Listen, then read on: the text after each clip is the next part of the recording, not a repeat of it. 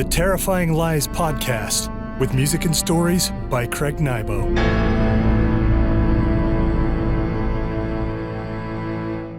Greetings, friends, and welcome to another episode of Terrifying Lies. I'm your host, Craig Nybo. Here we dive into dire tales of unfortunate souls who confront their darkest horrors and don't always end up on top. Your support and dedication mean everything to keeping this podcast alive. I can't thank you enough for tuning in. You can help keep this podcast on the air by visiting craignybo.com/support and clicking on the links. You can also back the Patreon at patreon.com/terrifyinglies. Your contributions make a huge difference. Well, enough of this. Let's go.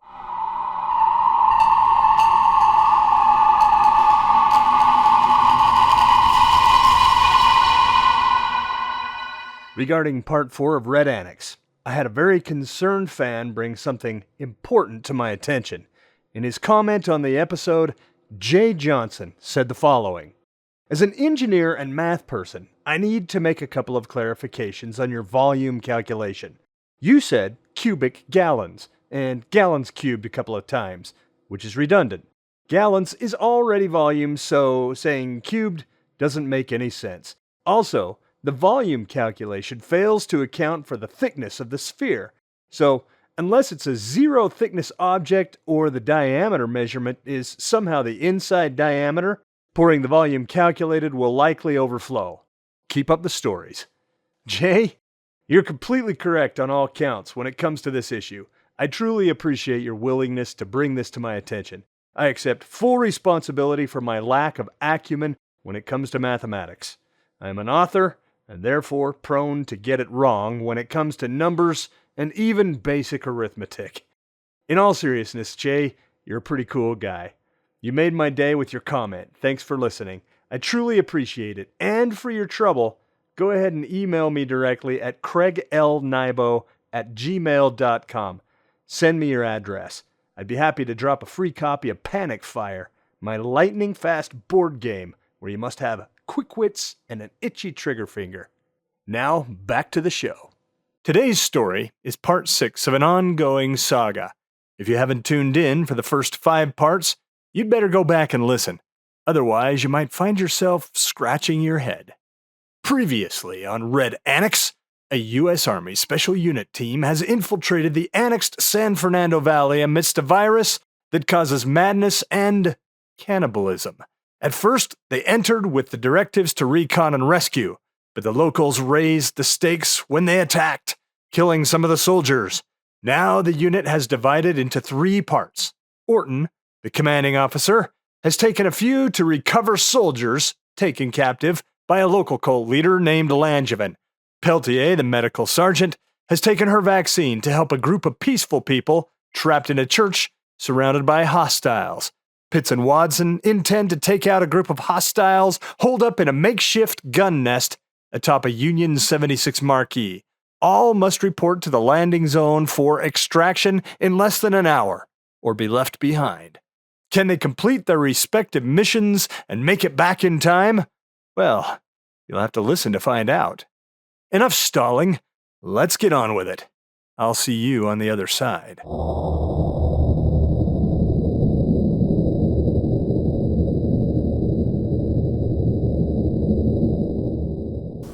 Chapter 16. Extraction time minus 48 minutes. Orton, Wills, and Wilmore. Inky and Sergeant Wilmore moved toward each other, fists raised. Wilmore looked up into Inky's deep-set eyes, buried in a tattooed skull and an advanced stage of HC4.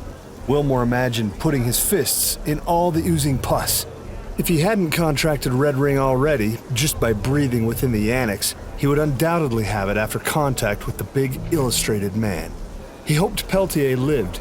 He hoped she had an extra dose of the vaccine for him. He hoped the experimental vaccine would do the trick, and he could leave all this madness in the rearview mirror. He wanted to return to his wife and new baby. Inky jabbed with his left, slow but expertly thrown. The illustrated man had probably received some training, maybe right here in Garibaldi's gym, before the place, and the whole valley along with it, closed up shop. Wilmore went at Inky with a jab-jab cross combo. All 3 punches landed. His cross connected with Inky's chin, the knockout button. The man hardly flinched.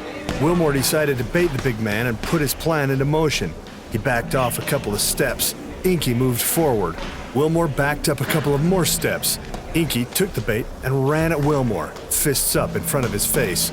Wilmore sidestepped Inky's attack and backfisted him behind the neck. Inky staggered forward under the cheap blow's influence and caught himself on the ropes. Wilmore used the precious seconds bought by Inky's discombobulation. He reached into his pockets and drew out the stem packs, 1 in each hand. Olive-colored shrink wrap covering the hypos. Army pharmaceutical designers created the stems to be deployed with a single plunge straight through the packaging. Wilmore leapt forward and plunged them into the meat of Inky's shoulders, both at the same time. He felt the safety catches break free and the needles deploy. He squeezed the 2 bags until they hissed out their venom. He backed away. Inky wheeled around, the twin stem packs jutting from his deltoids. The crowd booed. Langevin commented into his microphone, "And the so-called free world takes a predictable cheap shot to even the odds." As the crowd jeered at Wilmore, Orton shot a glance at Wills, then at the floor, indicating with his eyes to stay put. Wills nodded. Orton edged backwards, keeping his eyes on Langevin and the crowd. All watched the fight, practically hypnotized by the violence. He moved toward Henry and Giesing, both gagged and tied to chairs, a pair of guards standing behind them. Orton would have to see to those sentries. If he went for the weapons table, the guards would take out Henry and Giesing as their first response. Inky found new power as the stem packs' cocktails took hold. Adrenaline and caffeine flooded into his bloodstream, coupled with morphine to stave off any impending pain. The big man's eyes unhinged enough for Wilmore to see the whites all around his irises. Inky raised a fist and sprinted at the soldier. Wilmore tried to duck out of the way, but Inky's fist still connected with a glancing blow to the ear. An explosion went off in Wilmore's head. His ear surpassed ringing and progressed straight to a dull hiss. Wilmore found his composure just as Inky followed up with a jab-cross-jab combination, working Wilmore's head like a speed bag. The stem pack overworked Inky's system. Wilmore had to move, or the illustrated man would kill him with less than a half a dozen more punches. He shook it off and ran for the ropes. Inky hit him with an oblong punch to the scapula as Wilmore left the big man's range. Knocked forward, Wilmore hit the ropes, hard. He hooked his arms over them to keep from falling down. The crowd amped up their noise to a renewed roar that threatened to blow the lid off the place. Wilmore turned his back to the ropes just as Inky came at him with a flail of glancing hammer punches. Wilmore took 2 before ducking out of the way and connecting with another back fist to the nape of the tattooed man's neck. Inky rocked forward over the ropes. A combination of saliva, blood, and pus ran from his mouth and nose, forming a runner between his chin and the rope. As he pulled away, the runner extended like a rubber band and snapped, sending a glob of the stuff into a woman at Ringside's face. When Inky turned, Wilmore stood ready, bouncing from foot to foot in a sparring hop, fists up to cover his face. "Bring it, little man," Wilmore said with all the energy he could muster. Truthfully, he left most of his gas on the ropes. Langevin glanced into the crowd and noticed Orton's absence, cursed under his breath. As he turned to leap down from the turnbuckle, the crowd exploded into a new fit. Langevin turned back to the ring. He didn't want to miss a second of the action. He'd deal with Orton and Wills after the fight. Inky ignored a barrage of punches coming from Wills and rested his fist on the soldier's BDU top. He hoisted Wilmore up high. Wilmore tried to unhinge the illustrated man's fist, but couldn't break Inky's vice grips. He kicked Inky in the chest and solar plexus. The morphine absorbed the pain. Inky carried the flailing Wilmore around the ring, presenting him to the crowd like a tantruming child. Langevin raised his microphone. And boxing turns into wrestling as the tattooed Hulk handles a U.S. Army officer like a bag of garbage. Who wants him? Who wants him? Inky beckons to the crowd as he offers his prize to the hungry spectators. Inky flung Wilmore over the ropes. Wilmore expected his head to smash down on pavement, but before the explosion of cranial pain hit, a sea of hands accepted his weight. Spectators crowd surfed him overhead. throwing cheap shots, twisting hands full of skin as he moved over the wash. For longer than a minute, the crowd-controlled beating commenced. When they became bored of punishing the soldier, they maneuvered him toward the ring. "The crowd wants more," Langevin commented. "They're sending him back into the gladiator's den. I can see in Inky's eyes that he's ready for the kill." Inky drove one fist into an open palm and twisted it as if pulverizing a stone with his knuckles. The crowd tossed Wilmore over the ropes. He landed hard on his shoulder blades, banging his head on the canvas. Orton maneuvered to within eyeshot of Henry. Henry looked up at his commanding officer. Orton pantomimed with his mouth and hand the act of vomiting. Henry understood the signal. He coiled up and made the best retching sound he could, leaning against the restraints and gushing out a garble of bubbly gags. The infected dog behind Henry glanced down and shrugged. He looked over at the second guard, standing behind Giesing. The second guard might as well be on another planet. He watched the fight, throwing mock jabs, lost in the noise and chaos. "Can't you see?" Orton said as he cut his way toward Henry. "He's choking on his own vomit. He's gonna die." The guard sneered. Orton crouched down to Henry's side, drawing the double-edged knife from his sheath within his boot as he reached for the gag. The guard grabbed Orton's hand and attempted to pull it away. Orton grabbed the front of the man's shirt and pulled him down. "Unfasten the ball gag. We have to let him vomit on the floor." The guard appealed to the other sentry. Wrapped in the fight, the second guard paid no attention. Orton used the distraction to grab the guard by the hair and run his knife across the man's throat deep enough to kill. As he helped the bleeding guard down to a sitting position behind Henry, he drew the guard's sidearm, a 9mm. Slit, slit. Orton divided both the second guard's Achilles tendons. The man crumpled to the concrete in agony. Before the man knew what hit him, Orton plunged the knife into the man's heart and slit his throat. He snatched the second guard's sidearm, a .22 revolver, and pushed him to a sitting position behind Giesing's chair. Orton checked for witnesses. Nobody paid any attention. All eyes were fixed on the fight. Orton cut the duct tape on Henry's hands and gave him the knife. "You okay to get Giesing over to that arsenal?" Orton inclined his head toward the table of weapons. Henry nodded. "We'll move when you bring the thunder," Orton said as he slipped the two pistols into his hip pockets and disappeared into the crowd. He fought his way back to his position at ringside with Wills. In the ring, Wilmore crab-crawled on his back, dodging a series of pile-driver stomps to the mat. Wilmore rolled out of the way and used the ropes to pull himself up, shaking the daze from his brain. He raised his fists, wondering how much of the stem-packed 16 minutes had lapsed.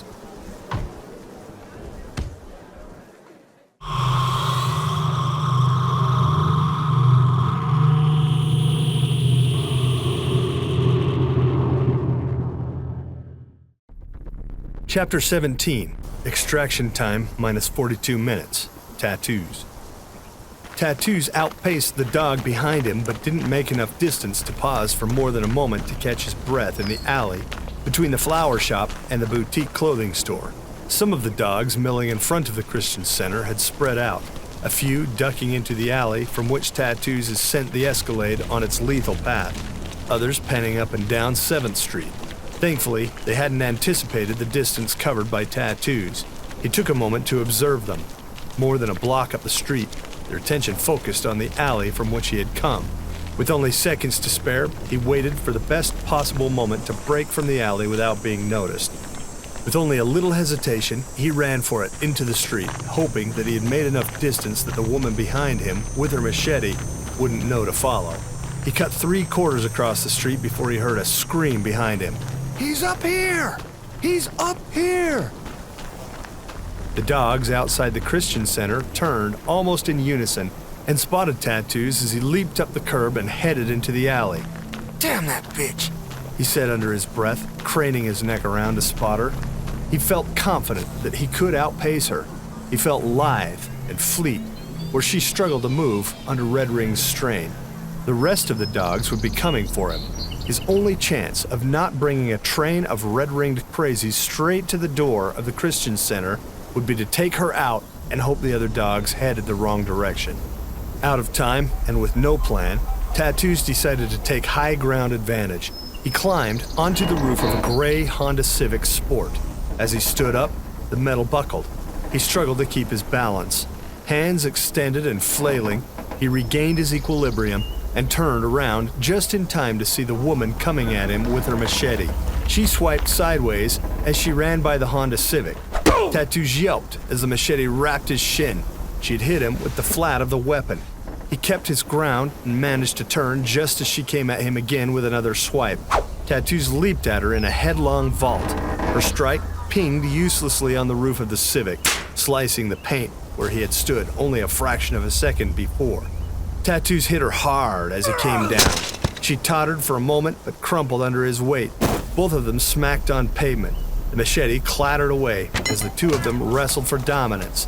Tattoos planted his forearm into her neck and pressed. She arched and kicked beneath him, more powerful than he expected. He caught a glimpse of the machete one body length away. He'd do better with the weapon. He rolled off her toward the machete. She grunted over to her haunches and gritted her teeth, growling at him. Tattoos made it to the machete and snatched it up. Both he and the woman regained their feet at the same time. Before he had a moment to gather his thoughts, the woman bull rushed him, head down, arms extended, intending to take him out at the waist or knees. Tattoos raised the machete and brought it down on the back of her head. The thing hit with a glancing blow. Not enough to kill, but enough to daze her. She plowed into him, and they both went down again, this time her on top. She put a knee into his chest and raised up, blood flowing through her hair and down onto her face from the wound he had inflicted. She became a whirling blade of nails and teeth, spitting as she clawed at his face and arms. Tattoos felt a few micro cuts open under her unyielding scrapes. Let her lose her head. I'll keep mine, he thought as she gnashed at him, all fury and swings. He clamped his grip down hard on the machete, his key to getting out from under the dog woman. Just as she raised her right paw for another strike, he swung. This time the machete sunk into the side of her head. He knew at the feel of the blow that he had caused more than a little damage. The woman collapsed mid-strike onto him, her dead weight coming down like a gunny sack full of rotten garbage. Tattoos dry heaved as he scrambled out from under her. Tenderly, he stood up and looked down at the still woman. She breathed. He debated bringing the machete down for a fatal blow. But unconscious, she looked somehow innocent in all this. Red Ring had stolen her mind as well as her body. She hadn't chosen her fate. The madness had driven her to become an animal. The sound of approaching voices broke Tattoos from his reverie. The other dogs were on their way. He had to reach the others in the Christian Center and warn them that they would soon be surrounded. He ran through the alley, turned right, and headed toward the Christian Center loading dock.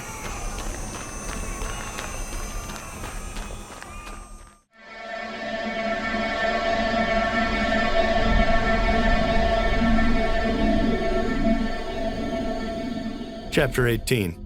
Extraction minus 24 minutes. Watson and Pitts.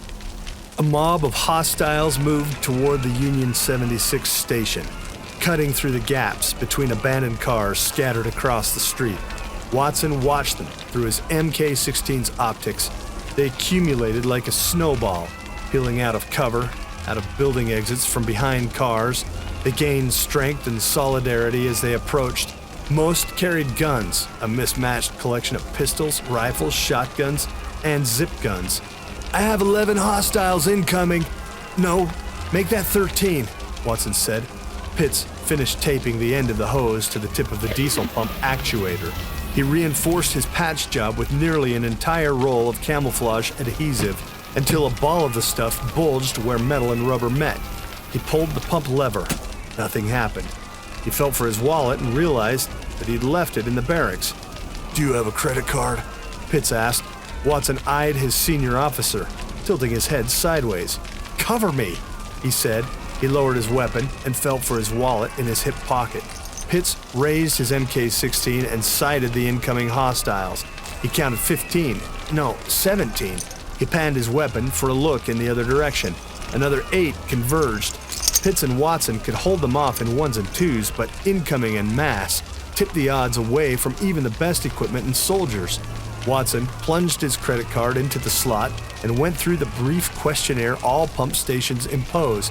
He refused the car wash, picked the highest cetane fuel grade, opted out of using a customer rewards program. Finally, he squeezed at the pump handle. The bulge of duct tape held as fuel flowed into the long hose that terminated at the opening Pitts had cut into the Union 76 ball.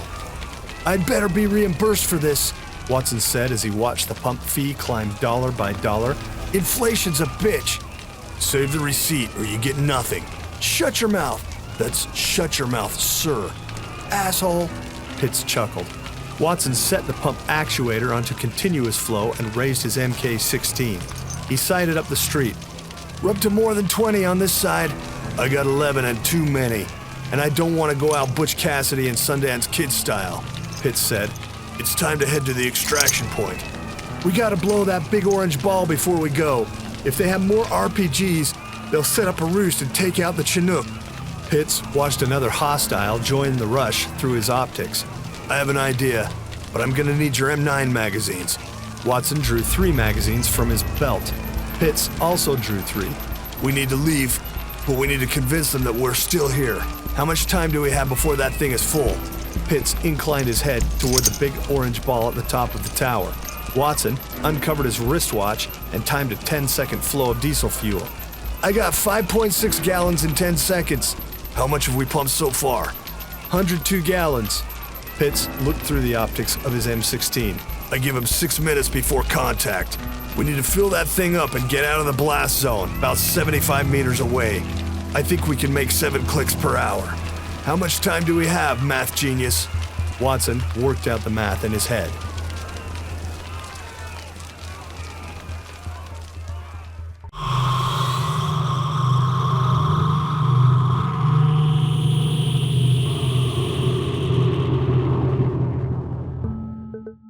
Do the math. The challenge: determine if Watson and Pitts have enough time to finish filling up the Union 76 sphere and get 75 meters away from ground zero before hostiles converge on the scene in 6 minutes. Here are the facts.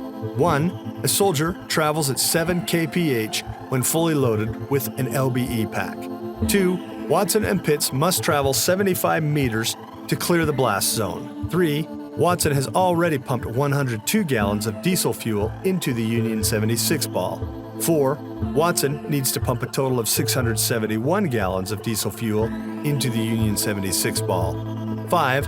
Watson calculates the pump's flow rate at 5.6 gallons of diesel fuel for every 10 seconds. 6. Pitts estimates that the hostiles will reach the blast zone in 6 minutes. If you're up to the challenge, use your own method to solve this problem, or read below for an alternate technique. First, Watson must determine the flow rate per second of diesel fuel. He does this with a division equation. 5.6 gallons divided by 10 seconds equals 0.56 gallons per second. Next, he must determine how many gallons of diesel fuel he must pump into the tank. He's already pumped 102 gallons. He needs to pump 671 gallons. 671 total gallons minus 102 pumped gallons equals 569 gallons to pump. At the rate of 0.56 gallons per second, Watson can determine the total time required to fill the Union 76 ball with multiplication. 569 gallons multiplied by 0.56 gallons per second equals 318.64 seconds to finish filling the Union 76 ball with diesel fuel. Next, Watson must calculate how long it will take for him and Pitts to travel 75 meters to get out of the blast zone. To do this, he must first determine their travel rate per second. This is a unit analysis problem. If a Special Forces soldier can travel at the rate of 7 kpm, here is the equation. 7 kpm divided by 1 multiplied by 1,000 meters divided by 1 kilometer multiplied by 1 hour divided by 60 minutes multiplied by 1 minute divided by 60 seconds. Simplifying the problem, 7,000 meters divided by 3,600 seconds. The answer is 1.9, rounded, meters per second. Now, Watson must use multiplication to calculate the time required for him and Pitts to travel 75 meters at the rate of 1.9 meters per second. To do this, he divides the total distance by the rate of speed. That's 75 meters divided by 1.9 meters per second equals 39.47 seconds. Finally, Watson must determine the total amount of time in seconds required for him and Pitts to finish filling the Union 76 ball with gasoline and travel 75 meters to get out of the blast zone. He does this by adding up his figures: 318.64 seconds to fill the ball, plus 39.47 seconds to get out of the blast zone equals 358.11 seconds. To convert the total time required to minutes, Watson again uses unit analysis. 358.11 seconds multiplied by 1 minute divided by 60 seconds equals 5.96 minutes. Pitts estimates that the hostiles will reach their location in 6 minutes. If his estimation is correct, that leaves a 0.04 second window for error. Pitts and Watson need to act fast if they hope to deploy their plan.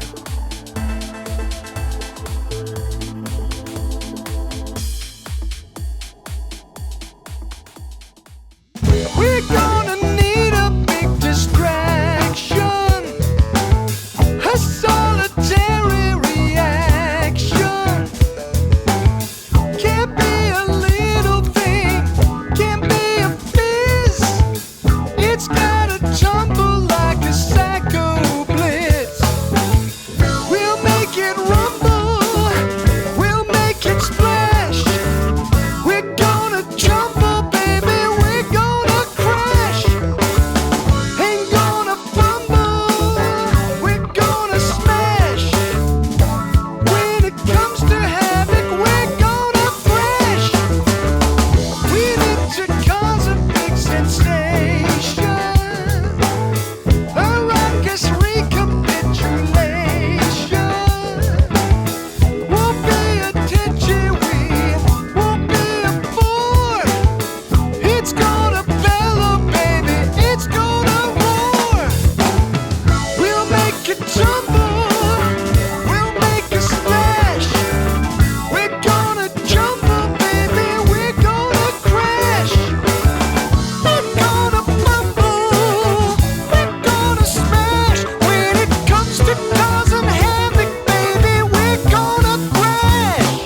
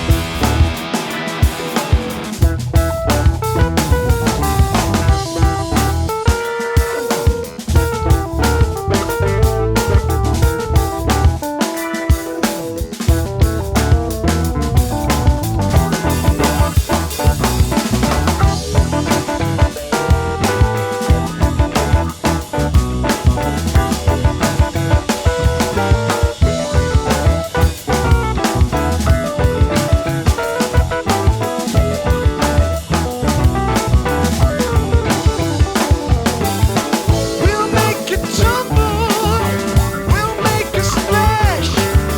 We're gonna jumble, baby, we're gonna crash. We're gonna fumble, we're gonna smash. When it comes to causing havoc, baby, we're gonna thrash. It's an enigma, putting a stigma in the way. Gonna get bigger, letting the business break away. For today's song, I wanted to change gears by slowing the pace. In this part of the story, a guy known as Tattoos creates a distraction while Peltier and Tuttle infiltrate a church stronghold to inoculate as many peacefuls as possible. The distraction promises to be bombastic, so I decided to go the other direction.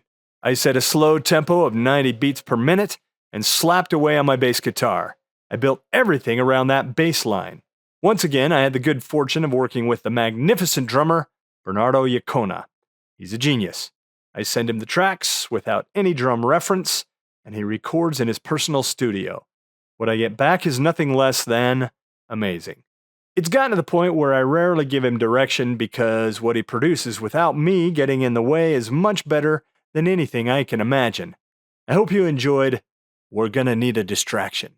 Look for more songs in future episodes of Terrifying Lies.